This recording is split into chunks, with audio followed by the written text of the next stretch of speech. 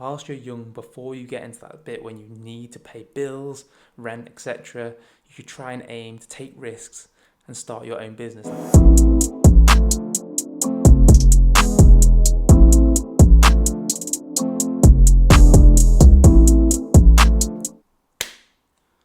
So today is episode 1 of the non-9 to 5 podcast.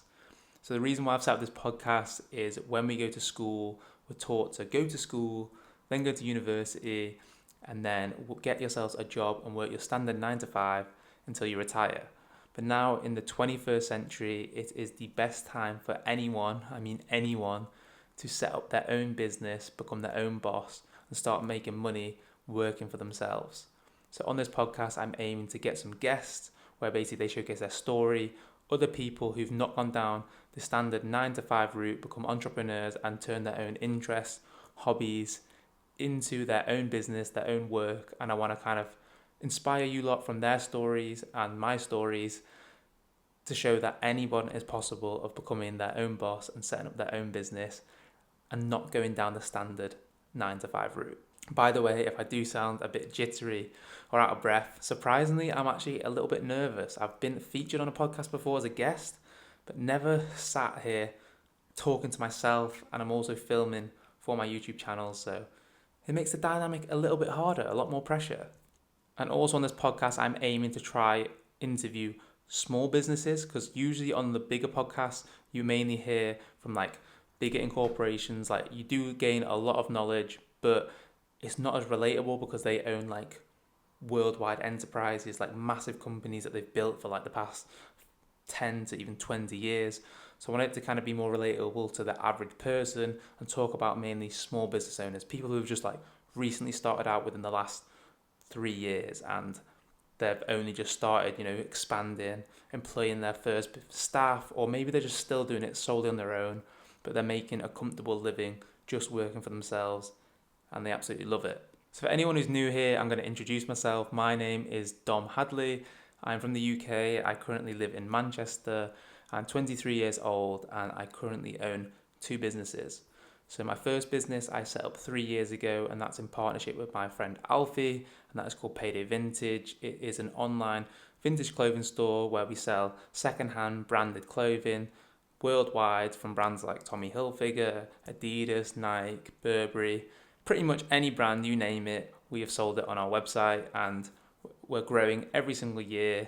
And yeah, if you want to buy any vintage clothes, be sustainable, then check out Payday Vintage. And then my second business, it is my new clothing brand, which I started 3 to 4 months ago. So I think it was December, and it is called Ultra Pleats. It is a minimal men's clothing brand. I only currently sell trousers. However, I'm planning to expand and bring out all kinds of like tops, hoodies, jackets, etc. And then I also have like my own personal brand. That's through social media. So I run a YouTube channel, which is called Payday Pickups, where I do men's fashion.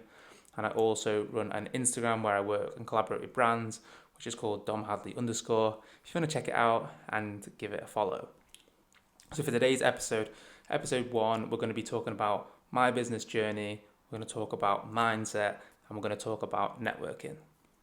So the first 2 episodes are going to be me solely on my own, and then after that I'm going to aim to have a different guest, another entrepreneur from any different field every single episode. So I've got like 10 guests lined up, and they all own businesses in a variety of different fields, but they should all aim and inspire you from their stories. So we're going to go right back to the beginning, and I want to talk about me from my childhood, because you hear this in a lot of podcasts. Childhood seems to be one thing that kind of resonates in the future, and you kind of realize it a lot more when you get older.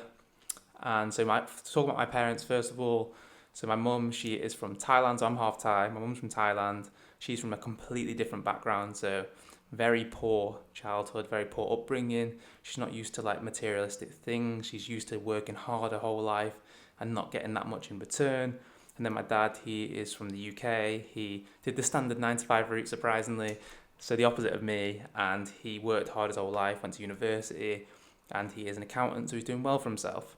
But one thing that they taught me my whole life was they never spoiled me. Like, they never bought me material things. They never bought me lots of things. If I asked for pocket money, they wouldn't give me it. So it was always like strict. They wouldn't give me stuff.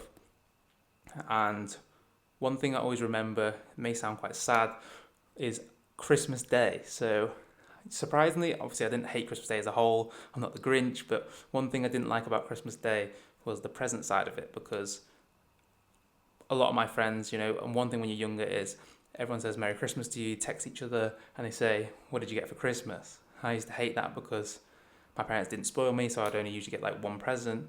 I'm not being ungrateful or anything like that, but in comparison to like my friends at the time when you're young and you're growing up and you're learning, they were getting loads of new things like iPhones, Xboxes, Xbox games, I don't know, basically any new gadget, and they'd list out a load of things, and I just say this one thing. I don't know if it sounds weird, but you feel like embarrassed, like I didn't want to tell them what I got, and I didn't want to question my parents because I didn't want to be rude, but I remember saying that one time to my dad, like, how can I get the stuff that my kind of friends have? And he said, like, if you want something, you've got to work hard for it. You got to earn the money yourself, and then you can buy those things.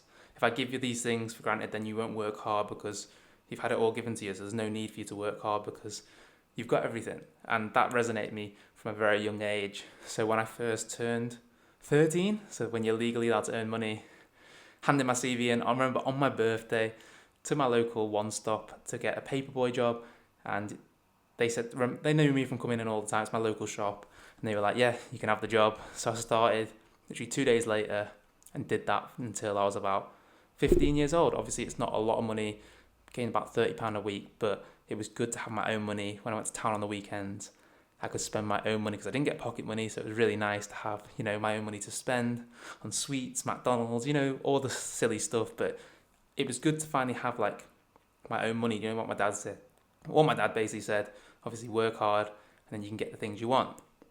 So obviously that was a little bit of money, but wasn't really enough. So from being in high school, I was at a big high school, like 1,500 kids, a public school, and I noticed that a lot of kids in the older years, well, a few, were selling sweets and chocolate. And I used to buy off them because the canteen don't sell like sweets or chocolates. You could buy like Kit Kats, Dairy Milk, Galaxy, whatever. And there was obviously a huge demand and such little supply. So I saw them doing it, and I used to buy off them, and I could see they were selling. So they had swarms of kids going around them like, "What have you got? What have you got? What have you got?" And I just thought, mate, that looks so easy. That looks so easy. The kids come to you. You don't even have to do anything. You just stand there, and kids are just handing you money. So I saw them do it, and I just decided to do it on a small scale. So I live near the One Stop, as I mentioned, and I live near a spa. And it's basically, you buy a 4-pack of chocolate bar or sweets. It's 4 for £1. You sell them for 50p each. You basically double your money. If you sell all of them, you get £2. So I used to do it just on the side. I used to sell like only 8 things just to my mates, just nothing big, just an extra bit of pocket money each day. Do you know what I mean? An extra £2 each day. And I was already not spending all my dinner money. I got £3 a day, and I'd always try and aim to only spend £2 or £2.50. So I'd save that money, so I had more money to spend on my own things on the weekend. So from that, as the years went on, the older kids left, so there's less obviously supply. So I ended up expanding. So the next year, I remember in year 10, I took it a lot more seriously. I went to One Stop, I went to Morrison's, Iceland, Spar, and also Tesco, and I started buying a lot more stock. Like I was pretty much giving out diabetes in school. I literally would sell 80 chocolate bars, 25 packs of sweets, 6 packs of crisps, 20 Lucozades, and some weeks I'd be literally earning £100 to £150 profit a week. So some months I was earning £600 a month, and that much money at 15 years old was like insane. But unlike other kids, I know I did spend some of it, but I was actually saving a lot. I had some trick where even though you get all of it in coins, I used to go to Morrison's on the self-checkout. Say, for example, if I was buying stock and it cost £4, I would throw all my pound coins in, so like £70 in pound coins, and the change would come out in notes. So you get your lovely, lovely notes. And I remember I had my bedroom, had this little shoebox just full of notes I was saving. I didn't know what, because you don't need money back then. You're not spending money on anything apart from like football stuff. I was football stuff, Xbox games. So I was just saving all my money. I didn't know what to do with it, just in the shoebox in my room. And then it kept getting even better. I was like, how can I earn more? I actually employed a kid. So I had a kid who'd carry a JD bag round. This sounds just mad. At like 16, I employed a kid in school. I had another kid who was my mate who I'd give a bag to, just carry loads of Lucozade. So I couldn't carry like 40 Lucozades in my bag. So I gave him a JD bag just full of Lucozades, pretend it's his PE kit, and I just pay him £1 a day, which he'd usually just spend on stock. So then I could sell more. So then I was expanding, and I was probably doing like sometimes £200 a week profit, which is insane. And I was saving it, as you said, saving up. And then when it got to kind of sixth form time, that's when I kind of had to stop, because in sixth form we're not wearing uniform anymore. So it was just impossible not to get caught, because if there's kids swarming you in their uniform, you can't really blend in. So my selling days were kind of over. But I basically saved up all that money and didn't know what to spend it on. And in total, I think I saved, I think it was £6,000, so £6,000 at the age of like 16, which is just insane. And then at that time, we're in sixth form, you didn't have to wear uniform anymore, so we had to wear our own clothes. So that's when I started getting into fashion a lot more. I kind of loved the feeling of having a new outfit for a new day and people complimenting on it. And I used to always go to charity shops because you can get such a bargain. I didn't understand, like even Primark back in the day, I used to just love Primark. It was so cheap. You get so many clothes. I liked having a variety of clothes. And then charity shops were even better because you could find like Ralph Lauren, Tommy Hilfiger, Nike for literally £2 to £3 at a charity shop. So back in my childhood with my older brother, we used to always watch YouTube, like KSI, The Sidemen, Niga Higa, which all the YouTubers, me and my brother just love it. Like I love YouTube more than TV. So we decided in, I think what year was it, 2015, to set up a YouTube channel. We didn't have a clue what to do it on. We just wanted to do a YouTube channel. My brother's 4 years older than me and he's a graphic designer. So he designed like the logo and like that animation and stuff. And I recently bought a pair. God, they're awful. Who remembers? I don't know if you all remember Nike ID. I mean, it still goes around now where you can customize your own shoe. It was basically the Adidas version. And it was a time when the Yeezy Red Octobers were trending, so red shoes were really on trend. Or it might be the Nike Independence Day Air Max. And I made an all red pair of ZX Flux with Hadley on the back. They are awful, and thought they were amazing. So I bought them, and I thought, let's just do a video on them. So we did a video on them. The video is terrible. I'll link it down below if you want to go check it out. And it managed to get like 30,000 views because obviously red shoes are on trend. So we were like, this is insane.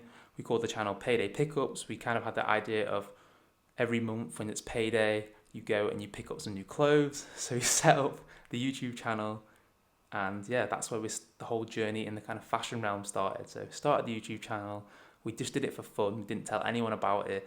It was just a little side thing because you have so much free time, especially when you're in sixth form. I know you're doing your A-levels, but you're only doing 3 to 4 subjects now. You have loads of free time, and then you get the holidays. So I just always wanted to do YouTube as a kind of productive side hobby. And also, if you're wondering how I had like the equipment to start my YouTube channel, I used the money from my selling, the money I saved up to buy. I remember my first ever camera. It was a DSLR. I bought it secondhand on eBay, the Canon 600D for £200. I had no clue on cameras. I just knew Canon was obviously a popular camera brand, and I searched on Google and it said it was like one of the best basic starter cameras, and it did me well. It served me for about 2 to 3 years on my YouTube channel. I reckon I only upgraded when I moved to America, which is insane. I didn't even know how to use the camera, but the quality was there at the time.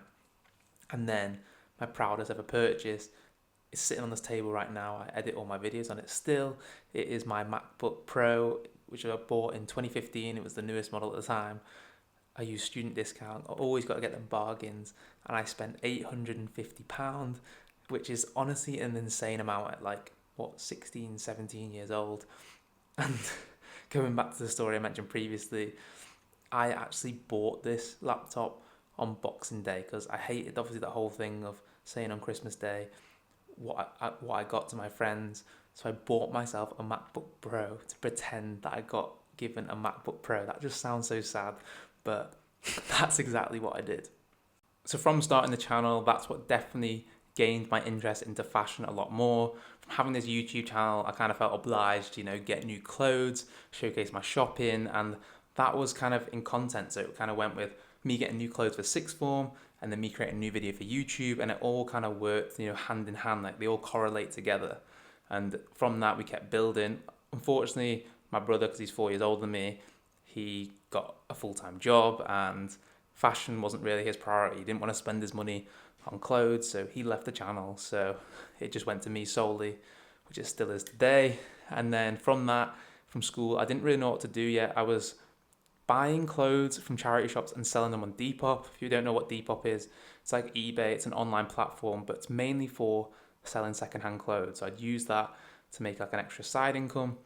And then I went to university. So I went to the University of Leeds to study international business. I really didn't know what I wanted to study, but I wanted to do something business related because I've said to my dad always that I wanted to set up my own business. I just didn't know what to do yet. So first year of uni, didn't really think about anything like money-wise. I was just going out. It was actually pretty poor, surprisingly, because first year of uni, everyone is.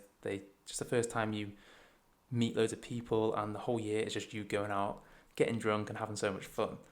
And then when I got to second year, first year actually, there was one point where I was really poor. Like I was struggling to pay my rent because my student loan came in and I just assumed that's free money.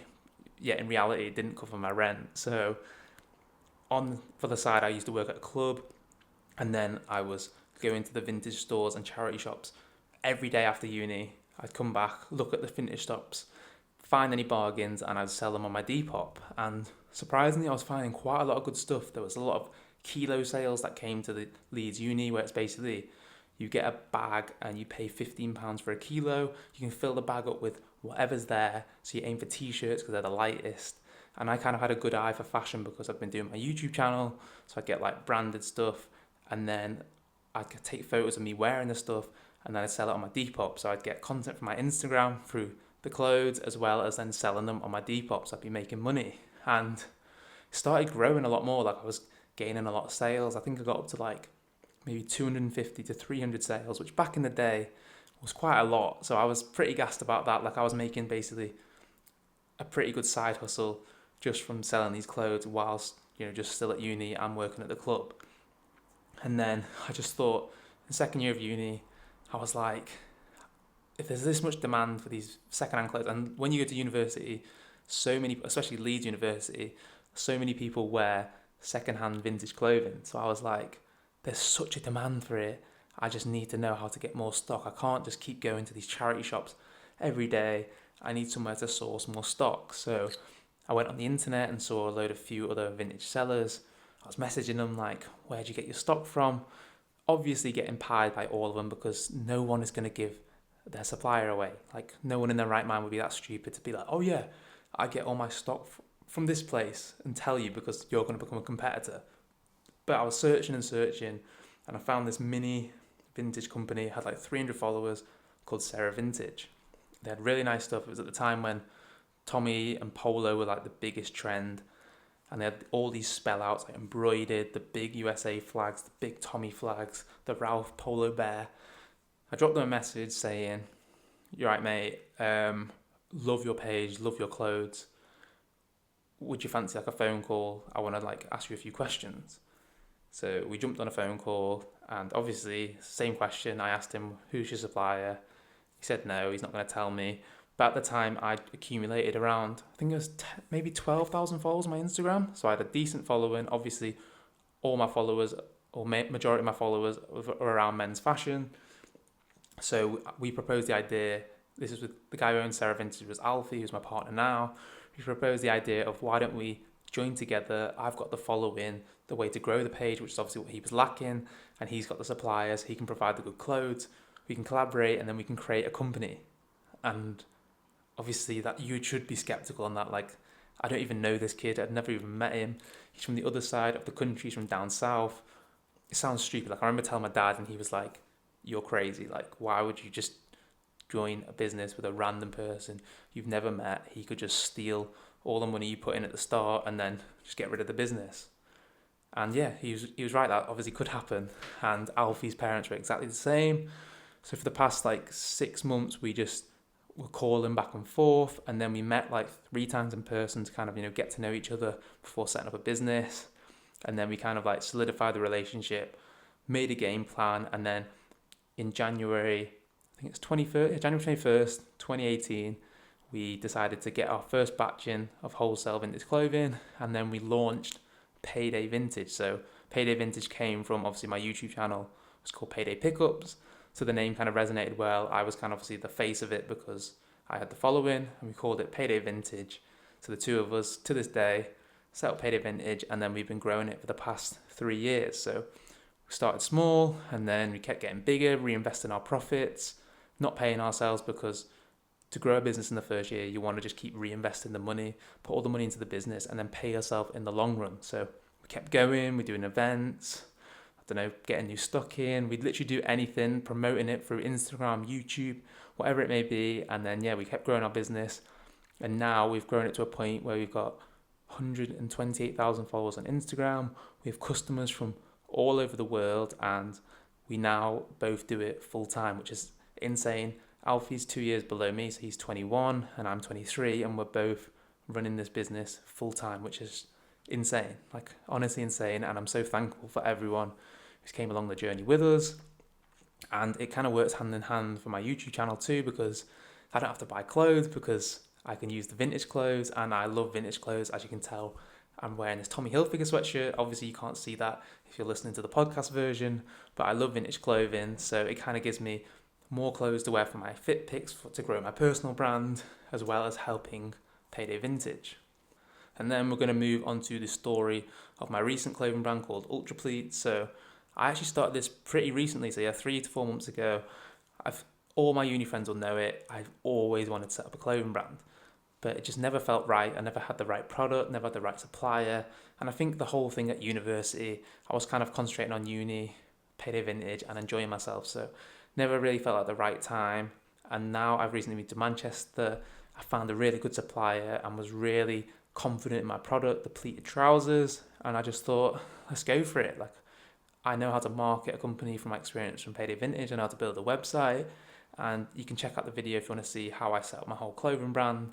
But I just went for it, and it went a lot better than I thought. So did my second drop, which recently just done, and it's just sold out.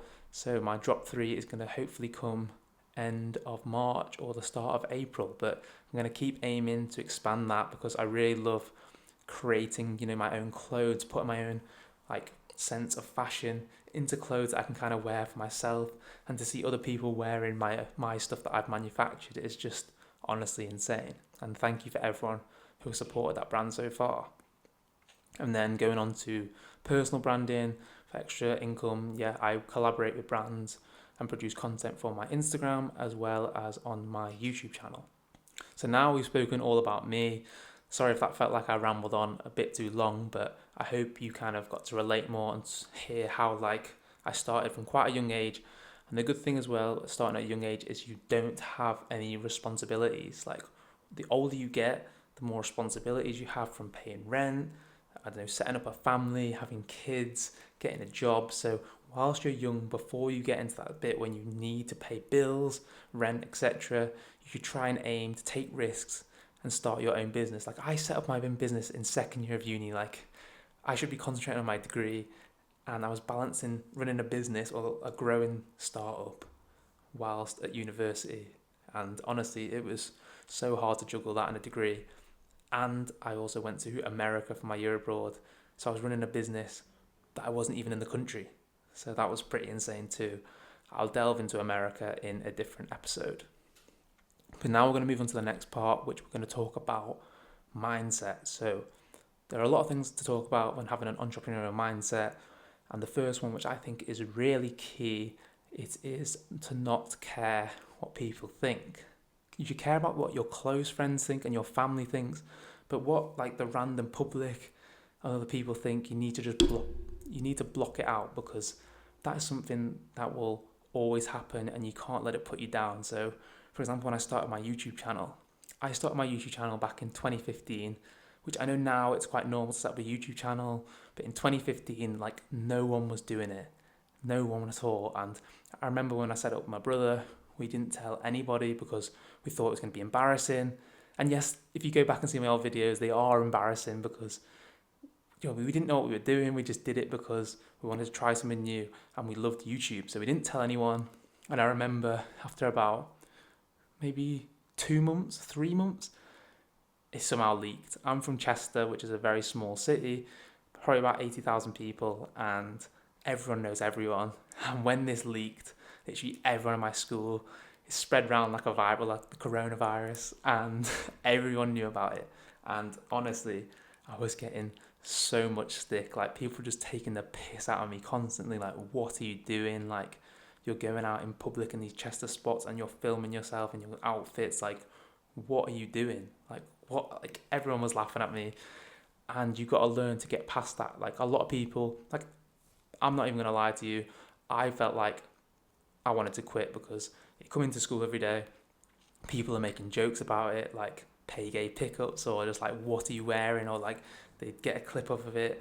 And yeah, it was embarrassing. Like, people were just laughing at me, taking the piss. But I aim to use, because I loved making the videos, I love creating content. It's one thing I do. Like, I just love creating new things. And when people take the piss, I just thought, use that energy and kind of turn it into a motivation. So kind of take it as, I want to prove them wrong. I want to prove what I can take this to. Because I've seen like other people on YouTube, like KSI is one of my biggest inspirations. Like, he clearly shown that you can literally achieve anything. He started as a YouTuber who just played FIFA and made a few funny videos, and now he's sold out professional boxing fights in Wembley Arena. It was the second most viewed boxing fight ever. And then he's obviously become #1 in the UK top 40 for his music. He's collabed with rappers from all over the world, and he's built up so many different YouTube channels. Like, he's probably one of the most successful UK YouTubers, and hats down to KSI. Like, he has been one of my biggest inspirations and role models. So yeah, first of all, I've kind of gone off topic a bit there, but learn to not care what people think. And you should, though, only learn to care about the people who are close to you. And that goes on to my next point, which is taking on constructive criticism. So once again, going back to my childhood, I definitely learnt this from a young age, and this is from my dad. So my dad, it sounds like he was hard on me, but it's definitely helped so much in the future. So I, back in the day, was football obsessed, like the standard, boy, thought I was going to become a professional football player. I played at academy level for a bit, so it literally was my dream. I thought, I'm going to become a professional. This is like what every kind of young lad who's into football wants their life to be like. And when I used to play football, even if I thought I played well, like when I play well, I'd be buzzing after the game. I'd be like, Dad, like, did you see my assist? Did you see that tackle? Did you see that goal? And my dad would always just say, oh, you did all right. And he'd just go straight into the things I did wrong. He'd be like, but you missed that pass, you missed that tackle. After you scored, you were a little bit lazy. Like, you just seemed like you were unfit. And I would always be like, kind of like, what? Like, I thought I played well. And then after the game, I'd be a bit down. And it always gave me that motivation to kind of like prove him wrong. So like, I would work on those things he said. I'd work harder. I'd work to, not be lazy the whole game. I'd go on runs, so I'd make myself fitter. And that's kind of resonated into my future life now. Like, I always like push that little bit extra. I always want to do, you'll see it in like anything I do. I'm very competitive. Like, I know on this YouTube channel, I will get to 100,000 subscribers. Like, it's going to happen. I want that YouTube plaque, and I'll make it happen because I'm competitive. But that's why you've got to sometimes in life, though, take on constructive criticism. So a few of my mates who are close, they own their own businesses. I will show them content. For example, Matt, who I live with at the moment, I will show him my videos or my photos, and I'll always just say, what can I do better? There's nothing good about showing your mates and they just say, oh yeah, that's sick, because you're not going to improve. You always want to hear how you could do better. I always want to hear, I know some people get down by that, but honesty is just the best policy. Like, if people are honest, that's why you see so many CEOs who are really arrogant. They tell you how it is, because then you'll learn from your mistakes and you'll learn how to improve. So, for example, with Matt, I never used to listen to Matt back in the day. When I did YouTube, I didn't even know how to use a camera, and he'd always tell it sounds so funny now, but I look back at my old videos and I think they're so bad. He'd always tell me it's a basic thing in videography called the rule of thirds, where you can either be in the middle or on either of the thirds for the framing to look right on a video. And I had a shoe thing in my second year of uni, a shoe rack that showed my nice shoes, and I would stand on the far side of the camera just so I could show my shoes off. I look back on the videos and they look horrible to look at. I would never listen to him, and because I was stubborn, I thought, I've got the YouTube channel that's doing well, like, what do you know? And this is what I mean, where you've got to take on constructive criticism. So he was telling me I should have done that, and it took me like 6 more months until I realised that he was right. Like, it improved my videos so much and they look so much better, and I'm so thankful for having him and that we live together, because he has taught me so much. He's always brutal on everything I show him. He basically just tells me what's shit about it before anything that's good about it. But I love that policy. I mean, sometimes it can annoy you because you think, oh, I thought it was amazing, but in the long run it'll be so much better. There's always someone who's more knowledgeable than you who can teach you so much more. And that goes from the saying, there's a kind of analogy that I got taught. I remember it was from an Uber driver, so random, really motivating Uber driver. And he said this story. It was like, picture this, you're in a company, you're in a meeting. The CEO says, put your hand up if you know who is the top seller this month. And everybody puts their hand up. And he says, now put your hand up if you've ever taken him out for drinks or food. And no one's hands go up. And basically the moral of the story is you can always learn from there's someone better than you, and you can always learn from them. So I always reach out to other YouTubers in the field to kind of improve my videos, or other entrepreneurs like my close friend James, he owns Remedy Clothing. We always help each other. We're always fully brutal on one another and give each other our full honest opinion on how we can improve. Like after this podcast, I will send it to him and he'll be brutal and tell me what he thinks I did wrong, what he thinks I did right, and I can incorporate it into my next episode. So definitely aim to take on constructive criticism. Then the next bit I want to talk about, it is just going for it. So a lot of people have this thing where it's like the fear of failure, or the fear of something going wrong and then just not committing and doing it. And I feel like sometimes in life you just gotta go for it. Like, what is the point of being in that fear of failure? Yes, something might fail, but you learn the most from failure. If things are going right your whole life, you're not going to improve as much. Whereas something goes wrong, you remember what went wrong, and you know you never want to do it again, and you aim to do everything in your path for that not to happen again. So that's one of the things I think was my best thing about my starting my YouTube. I just did it. Like, I didn't even know how to use a camera. I didn't know how to edit a video. I just knew that I loved YouTube and wanted to do something in my spare time. And the YouTube was definitely the base that opened up all my opportunities for, like, obviously setting up my business, my YouTube, my Instagram, working with brands, and then even starting this podcast. Like, you learn so much by just doing it. Like, a lot of people just keep putting things off. They say, oh, I don't have this. They make excuses. There's no excuses. You just have to do it. Like, you work with what you've got. Like, the camera I was filming with when I started YouTube was terrible. Like, it was terrible. It was like a cheap, I don't know, £150 camera. The quality wasn't any good. I didn't even know how to use it. I just put it on auto and just press film. But, like, from just doing it, I learned so much, because I could then watch back my old videos and then improve every single time, because I had something to go back off from. If you try and become such a perfectionist and just start when you think is you in your best state, someone else, like a competitor from you, could have started before you, and then they've got so much more experience on you. So you may as well just go for it. There's no point waiting around. If you have an idea and you think it's a good idea and you want to pursue it, just go for it. I mean, be in your right means. Like, obviously, if you don't, you need to do some background research, but just weigh up your risks and then just go for it, especially in the times where you've got less responsibilities. Like I mentioned earlier, we're young, and that's why I just went for everything. And usually when opportunities come my way, I always say yes to them. All my friends will know it. I'm such a yes man. I can't turn down things, especially when it's in person. I always just say yes.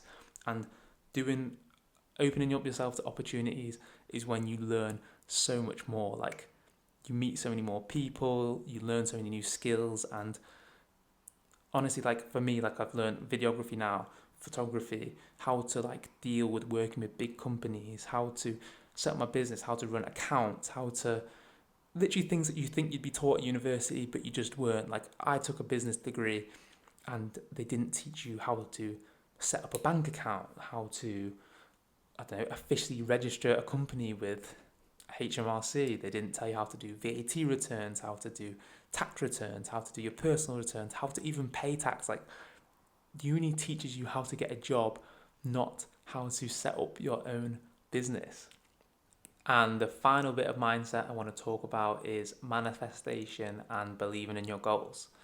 So if you know what manifestation is, you've probably heard it in many other podcasts or just even from like word of mouth.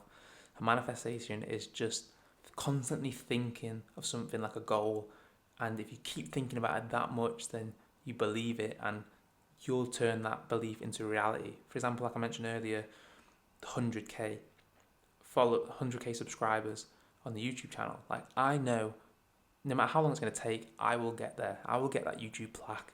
I've manifested it in my head, and I know if I keep putting out that content, keep pushing it out, like keep learning and adapting my skills, then I will get 100,000 followers or subscribers on YouTube. I said this with Payday Vintage, and we hit 100,000 followers last, I think, November or October, which is like insane. And if you manifest these goals, then they'll happen. For example, I said I was going to set up a business. I managed to do it in second year of uni, and one day I manifest that I will become a millionaire. Like I'm saying it right now, I know for a fact that I will become a millionaire. I'll believe in it and I'll manifest it, and you end up turning that belief into reality. My friend James, which I mentioned previously, he did a podcast episode on manifestation, and you'll have heard it from lots of many famous people. For example, you may have heard the Jim Carrey story. Jim Carrey is an actor, and when he was younger, he knew he wanted to become an actor. He wrote himself $1 million check, and he put it into his wallet, kept it in his wallet, and looked at it, every single day until he got the whole act and role in Dumb and Dumber, and then he actually became a millionaire, and now he's a worldwide successful actor. He manifested his dreams, and it turned into a reality. And I know people think manifestation is gibberish, but honestly, if you keep thinking of that thing, it will become a reality. You just have to act upon it. You can't just keep thinking about it, keep waiting on it. You've got to do a mixture of the things I mentioned previously. You've got to believe in yourself with the manifestation. You've got to be consistent. You've got to learn to not care what other people think. You've got to take on board constructive criticism, and you've just got to go for it. As you say, Nike say, just do it. Just go for it, and honestly, you will achieve your dreams. So set yourself some goals, manifest it, and turn it into a reality. I know you can all do it. Write down the things, your hobbies, your interests, things that you like. For example, from the whole thing with Payday Vintage and the YouTube, I turned an interest. I didn't go into it, YouTube, thinking I want to make money. I just did it because I love it. And you can turn your passion.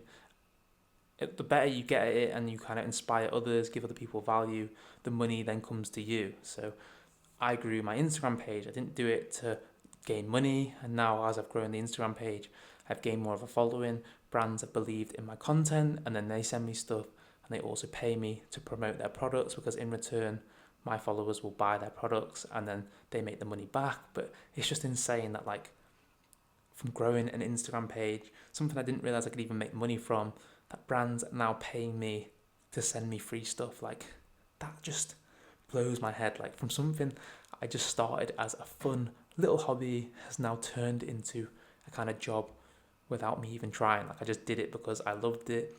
And that's what happens. A lot of people, like artists, they just do art because they love it, and then people follow that art, and then they end up selling that art because people buy into them. They like them. And so it's not always, you shouldn't just do things for the money. You should do things for what you love. So I love fashion, I love creating content, and I've turned those things into reality, and they've now become my full-time job, which is pretty mad to say that at 23 years old, I've now moved out from home after university in a pandemic, and I'm working for myself.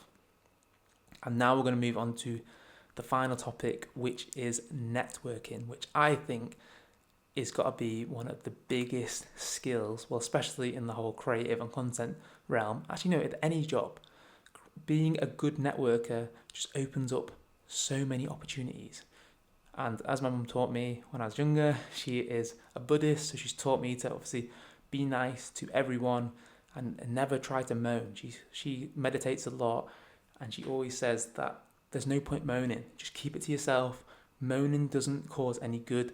People like solutions. So as you'll see from big CEOs in a company, if someone's moaning about something, they don't end up carrying on the moan with them. They think of a solution.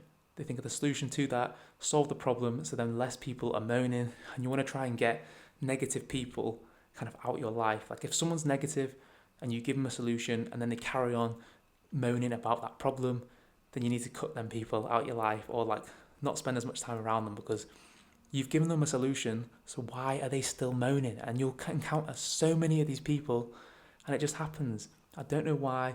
They're just not in the right mindset. They just need to stop moaning. There's always someone in a worse position than you. So just try to stop moaning and just take it in and just think of things positively, and it'll get you in such a better mindset to then achieve your goals. But anyways, I went off a little bit off topic then. We're going to talk about networking. And networking, I think, is one thing, well, probably I'd say my best trait. I don't want to sound big-headed there. I'm a big extrovert. I just love talking and meeting people. I played sport my whole life, so I met a lot of people through playing sport. You play in different teams, you play against teams. So like when I went to high school, I knew quite a lot of people, and then from that I had like quite a lot of like different friend groups, let's just say. But speaking of networking, the biggest thing, obviously going to university, that's a huge thing. You're thrown in the deep end where you don't know anybody, and you basically just got to use your networking skills to find your friends, to find the people that you like, to find people that will help your journey.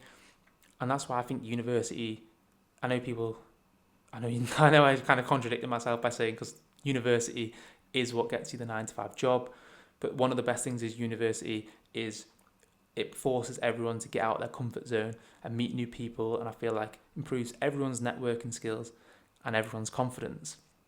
But going off the main thing with networking, and the thing that hit me the most, I think, was when I moved to America. So I did a year abroad in my third year of university. I went to study a year in Philadelphia in America. And the reason why this was the best form of networking was because I knew no one. Like, it was like 2 of the kids who came from my university, my friend Will, and then another lad called George. But apart from that, I didn't know anyone. So I was kind of thrown straight in the deep end and a completely different culture. But the reason why it was really good networking is because the people I made friends with in America were people who were doing the same thing as me. So YouTube, content creators. I was surrounding myself with a good, close circle. And that was something that took me, obviously, till the third year of university to realise how important that is. If you're friends with other people who are doing the same thing as you, it pushes you, motivates you, and you learn so much more. So when I was in America, I met lots of models, photographers. Like I went to these, like in America, it's much more common. Like they have events. There's a thing called Philly Create. There'd literally be a meetup. There'd be 4 locations, and you'd meet up. There'd be about 300 people, photographers, videographers, models, content creators. You'd all meet up, mingle, shoot content, videos, whatever it may be. Everyone, would exchange details. Literally getting so many. That's probably the best networking event I've ever been to. Met like 300 to 400 people, new people in America, and it just opened up so many opportunities. I'd tell them I do YouTube. They'd be like, oh, I have a clothing brand. I can send you some stuff. Or, oh, I'm a photographer. I can shoot some photos for you. Blah, blah, blah. And from that, and you meet that person, you meet their friends, and then opportunities just then rise. Like, always say yes to opportunities, going off the mindset before. You just got to go with it sometimes, and just it'll lead to a lot more things. And then one kind of big change, or like big thing that made me realize as well, this is a crazy story, to be honest. One of my favorite stories to tell. Philadelphia was next to New York. I used to love going to New York. It was like £6 return on a megabus. So I'd wake up at like 6 a.m, get the megabus. It took an hour to get from Philly to New York. I'd sleep on the coach, and then I'd wake up and I'd be in New York for, I think, 8 a.m. So 8 a.m, and then I'd get the 11 p.m. bus back. So I'd have the whole day in New York, wouldn't have to pay for accommodation. It was honestly the dream. And I went to New York a lot because obviously it was really good for YouTube content, and I was filming. It was the Palace, and Palace is a skateboarding brand, and they were doing a collab with Ralph Lauren, which is insane. A skateboard brand from the UK collabing with an American like menswear designer brand. So there was 2 stores in the whole of New York which sell this collaboration. There's the Palace store, which obviously everyone's going to go to, and there's a store called Dover Street Market, which is basically like a Selfridges in America. We've got one in London, but it's basically just like a Selfridges. And I turned up to Dover Street Market an hour before the drop, and there was no one there. Like, you'll know from the UK, if you're into like the streetwear culture, people camp out like overnight for releases because they know if they get that shoe, they can either keep it for themselves or they can resell it, and there's a lot of money and profits to be made. So I turned up at Dover Street Market and I was like, this is crazy. Like, maybe they don't know that they're stuck in Dover Street Market. Like, maybe they're stupid. They've all gone to Palace. I'm going to get all of these insane pieces from the Ralph Palace collab. So I'm waiting there on my own. And then one other guy rocks up. He's from France, he's from Paris, and he's just chilling there as well. And we're sitting there, and we're a bit like, I didn't talk to him yet. And we're just waiting, and we're looking around like, why is there no one here? Like, it's so weird. And the staff started arriving. So I just went over to one of the staff, and I was like, why is there no queue? Like, where is everyone? And she was like, you're wasting your time. It was a raffle online, so if you don't have a ticket, you're not getting anything. So I was like, fuck, I've just wasted an hour just sitting here, and it was freezing, by the way, so freezing my arse off.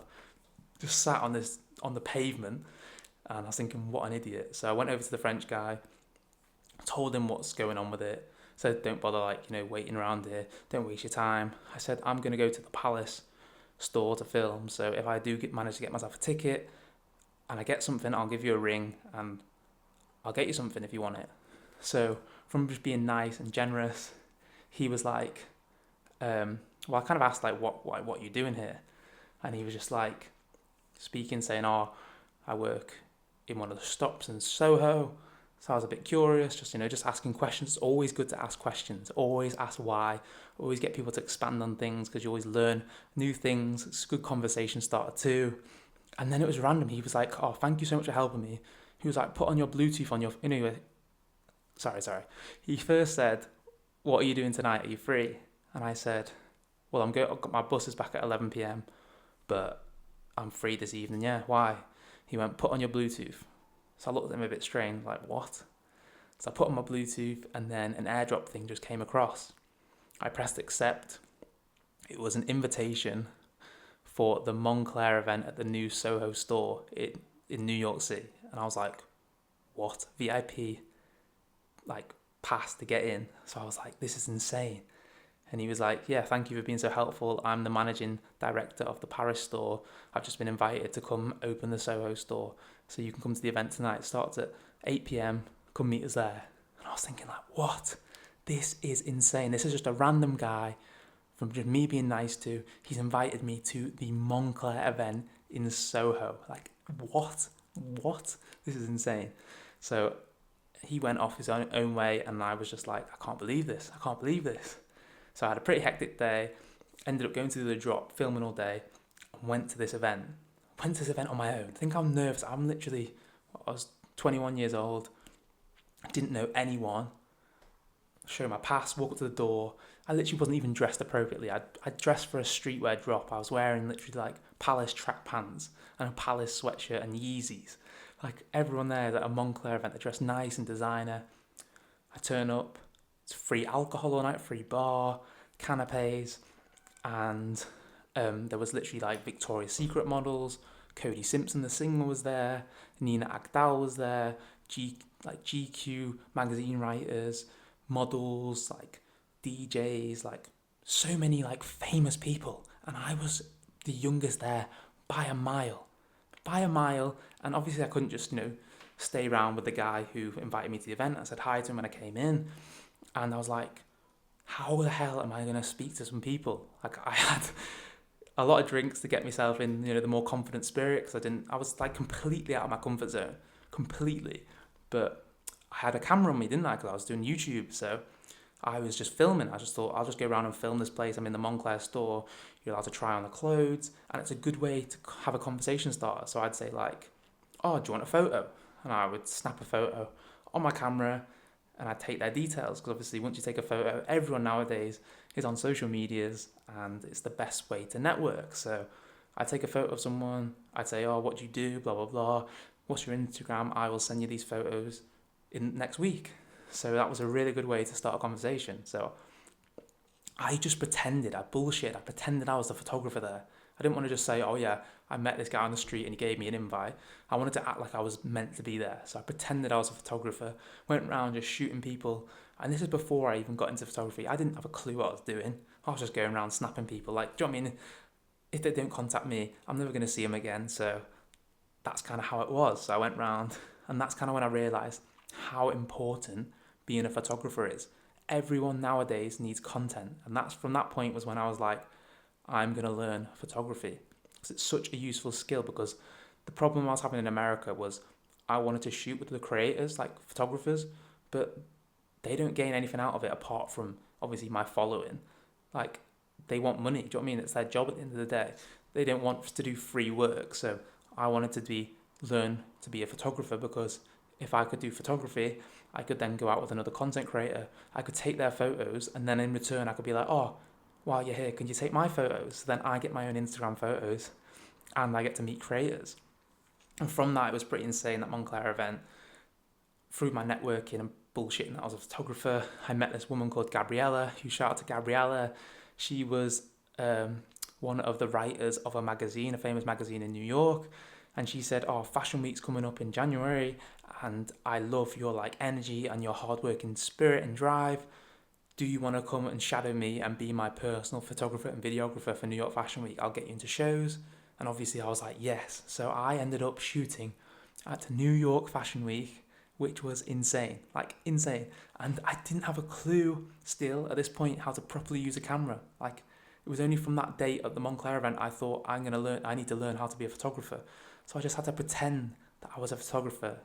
And yeah, it's pretty insane. I was a complete rookie. Like, you'll find this funny, one of the shows, I was shooting the catwalkers, and obviously it's dark, so I've just got my flash on, shooting flash, and you're not meant to shoot flash when they're doing a catwalk. Obviously it's so distracting, and I'm just sitting there on the floor, just kept shooting, and then someone just taps me and like, what the fuck are you doing? Like, you can't put the flash on. And that was honestly just so embarrassing. But obviously, once again, you learn from your mistakes, and sometimes you've got to throw yourself in the deep end. So yeah, going on through networking, that's why, especially if you're a content creator, you should do a lot of things and reach out to other people. Like, we're living in a world where you can contact anyone for free from all over the world, whether it be email, text, Instagram, Facebook, TikTok. You can speak to anyone in a heartbeat for free. It's like insane. The world is just so interconnected. And sometimes you just got to reach out. Like, what is the worst that's going to happen? Someone is going to say no and not give you the advice. But every 1 in 100 person, you might find that right person who's going to be like, yeah, I'm going to give you advice. And then you're going to end up learning more. So, for example, when I went to America, I would search the hashtag Philly photographer, Philly influencer, Philly model. And I remember I messaged probably about 200 people, probably only got like 2 replies. And them 2 people were the people I became friends with. I still am friends with them to this day, Amar. And when I plan to go back to America, we'll end up going shooting together. And like, it just shows if you put yourself out there and you just reach out to people. For example, Derek. Derek is a guy in New York City. I'd never even met him. I just saw him on Instagram. He put a comment saying that New York can be lonely sometimes. So I dropped him a message, and then we ended up meeting up. Once again, took a risk. He could have been a complete randomer and a complete weirdo. But I did my background research, and turns out he'd like been an actor in a few Netflix shows. And I ended up bringing him to one of my New York Fashion Week shows with me, and he let me stay at his in New York. So we built up a good relationship, and we still speak to this day. And that was one of the things which I definitely wish I learned a lot earlier. And I think that's a good thing that university teaches you too, is it forces you to get out of your comfort zone and meet new people. And I feel like a lot of people are very comfortable with their own friends from home. Like, your first friends aren't going to be have the same interests as you. Like as you grow up, everyone gains their new interests. For example, I'm still friends with all my close friends from home, but none of them do fashion or YouTube content. So I have my other friends too who do the content creation, who I hang around with a lot because obviously they push me further and they're going to increase my skills, improve my business, improve my channel, improve my podcast. So you got to learn to surround yourself as well with a good circle. I'm not saying disregard your friends from home because that would be stupid. You should never do that. They're your friends for life. They're people you've grown up with, you're always going to be friends with. But you've got to learn to find people too who are in the same creative realm. For example, James, the guy who owns the clothing brand, I've mentioned him a few times, and Matt, who I live with. So Matt's obviously a film student, so he's taught me loads about film, editing, etc. And James owns his own clothing brand. He's helped me expand my business as well as helping me set up my clothing brand, Ultrapleats. So networking is honestly so key.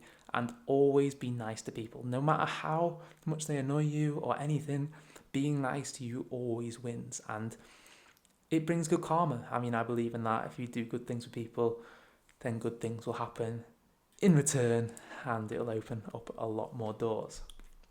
So far, I think I'm around, I haven't set a timer, but I think I'm around like the 50-minute mark. So let's carry on. I think I can delve into a bit more into the networking.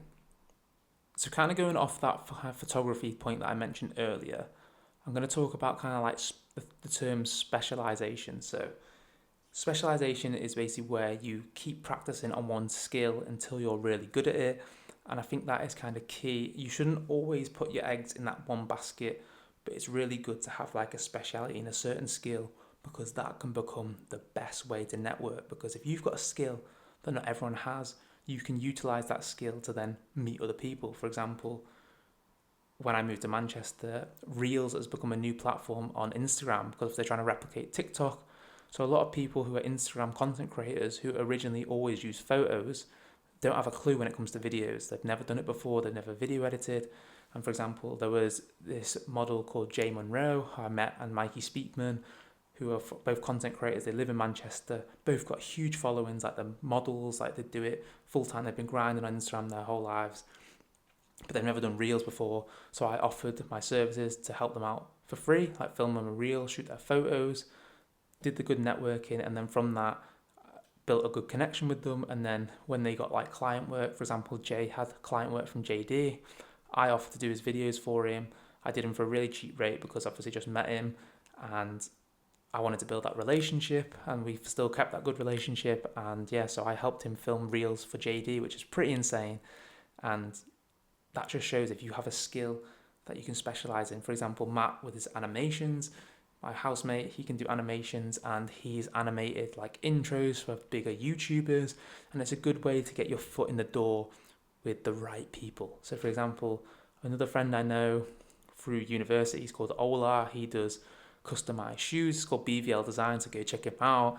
He's basically customized his shoes. He's quit his job. I'll probably get him as a guest on the podcast. He quit his job and then customized his own shoes, and he uses networking skills from his job to end up collaborating with EA. He made shoes for Ian Wright, a hat for Ian Wright. He's made shoes for Jamie Oliver, which is insane. And he also has a friend whose Instagram handle is called Sun Guru. He basically creates like the 4D or 3D Instagram filters, and he's now made like the virtual reality, and he's now collaborated with like Virgil Abloh, Kate Renada, Louis Vuitton. Like he's collabing with some crazy people because he has a skill which not everyone can do, and you can utilize that skill to then network with the people who are bigger than you, but you can benefit for them more. And that's one thing you got to take into account. So that's why I'm always trying to improve on my photography and videography and kind of expand more skills, so then I have more chance of collaborating and networking with these people who are succeeding higher than me, and I can kind of learn from them, gain knowledge from them, and then take their knowledge, bring it into my own kind of skills and mindset, and expand my business. But I think I'm going to wrap it up there. I think I've been talking for about an hour. I always want to try and aim to keep these an hour long so you can stay engaged and not bored. But please let me know what you thought of this podcast. I tried to be as honest and truthful as possible, talking about like my childhood, my setting up my business, there's anything you want to hear or anything you want, questions you want answered, then drop them to my Instagram, which is @themhadley_, and I'll be sure to answer all of your questions. Episode 2 is going to be about the influencer lifestyle, influencer from my perspective, as well as influencers, working with influencers from a business perspective. But I hope you all had an amazing day. Thank you to anyone who has made it to the end, and I'd appreciate once again everyone's constructive criticism. So tell me what you didn't like about the podcast, and then I'll take it on board and improve for my second episode. So I'll see you all in the next one.